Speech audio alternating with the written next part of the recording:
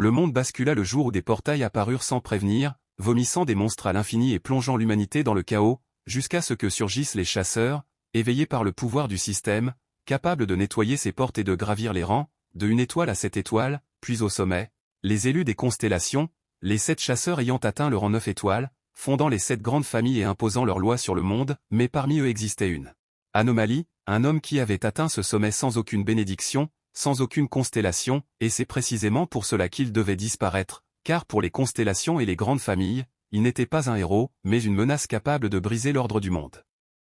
Et ainsi, pour l'abattre, une figure apparut, un 9 étoiles, héritier d'une dynastie magique dominant l'Eurasie, la famille Romanov, sur un champ de bataille ravagé, où la terre elle-même portait les cicatrices d'un combat titanesque. Shinan Ryoga, le roi des morts vivants, nécromancien de rang 9 étoiles, était à genoux, le souffle court, le corps brisé, ses blessures racontant une lutte d'une violence inhumaine, serrant dans sa main une vieille montre, tandis qu'il pensait avec amertume, ce bâtard de Dmitri.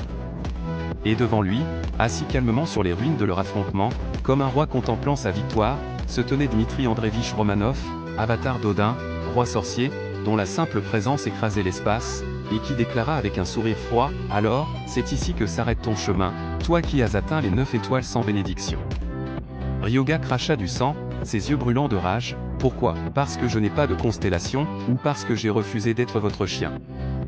Dmitri haussa les épaules, indifférent, disons, un peu des deux. Les constellations réclament ta tête, et si quelqu'un peut devenir aussi fort que toi sans elle, alors à quoi sert-elle?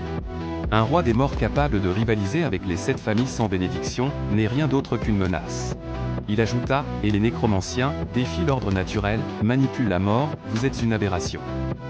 Sa main s'éleva, enveloppée d'une magie écrasante, dans un combat entre 9 étoiles, ce sont les constellations qui décident du vainqueur, et toi, tu as choisi un pouvoir impur, abandonné par elle, c'est toute la différence entre toi et moi.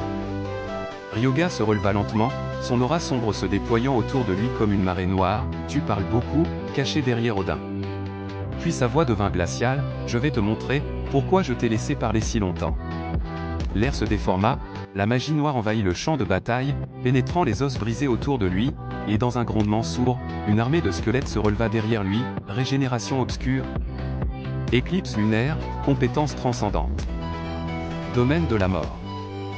Mais Dmitri ne recula pas, au contraire, il concentra une puissance encore plus terrifiante dans sa main, tu as encore autant de force, intéressant, alors je vais t'honorer avec ma magie ultime.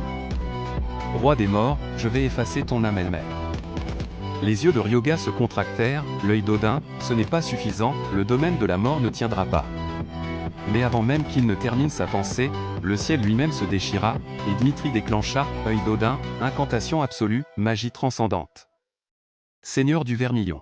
Une attaque divine s'abattit du ciel, écrasant tout sur son passage, et pourtant. Ryoga sourit, un sourire large, presque fou, face à la mort elle-même, puisque je vais mourir, autant tester ça. Dmitri fronça les sourcils, troublé pour la première fois, tandis que Ryoga sortait lentement une montre ancienne, la pointant vers l'attaque, un artefact capable d'interférer avec le temps, la montre de poche de Chrono, et dans un murmure, presque inaudible, la réalité se fissura, condition remplie, puissance d'une constellation détectée, régression en cours, la lumière jaillit, dévorant tout, forçant même Dmitri à couvrir ses yeux, et lorsque l'éclat se dissipa, il fixa Ryoga avec incompréhension, que as-tu fait? Roi des morts. Et Ryoga, le sourire toujours accroché à ses lèvres, répondit calmement, le pouvoir de ta précieuse constellation. Odin, je vais l'utiliser à bon escient. Son regard devint glacé, chargé d'une promesse de destruction, la prochaine fois, je vous écraserai tous, toi, et les 7 grandes familles. La montre se mit à briller de nouveau, la lumière engloutit le monde une seconde fois, et le temps commença à reculer. Le paysage ensanglanté, ravagé par un combat titanesque, se déforma soudain comme une illusion qui se brise, et en un instant, tout disparut, remplacé par une chambre propre, silencieuse, presque irréelle dans sa normalité, puis, dans ce calme oppressant, Shinan Ryoga se redressa brusquement, haletant, la main crispée sur sa poitrine comme pour s'assurer qu'il était encore en vie, ses yeux balayant la pièce avec confusion avant qu'une certitude glaciale ne s'impose, cet endroit, c'est ma maison, celle d'avant.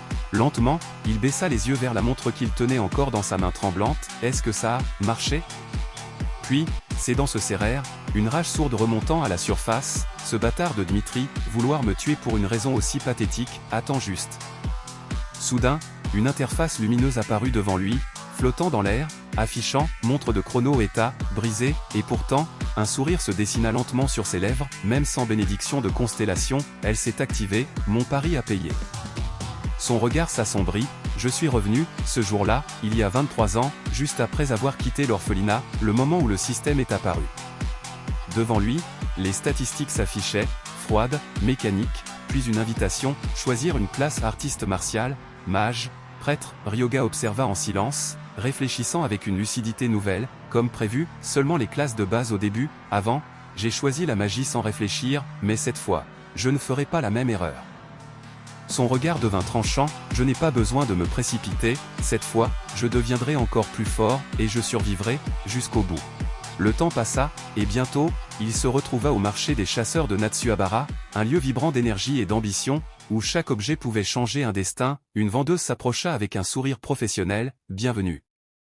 Nous avons des épées importées de la corporation Magu, ainsi que des anneaux fabriqués à partir de matériaux extraits de la flèche, et, avez-vous l'anneau de l'abîme obscur ?» coupa Ryoga d'une voix calme mais directe. La vendeuse se figea, son sourire disparaissant instantanément, remplacé par une inquiétude visible, « Client, cet objet est maudit. » Mais Ryoga ne broncha pas, « Je sais. » Plus tard, à l'extérieur, il marchait lentement, fixant l'anneau dans sa main, tandis que les mots de la vendeuse résonnaient encore, il ne garantissait aucune compensation en cas de perte, était-il sûr de vouloir l'acheter?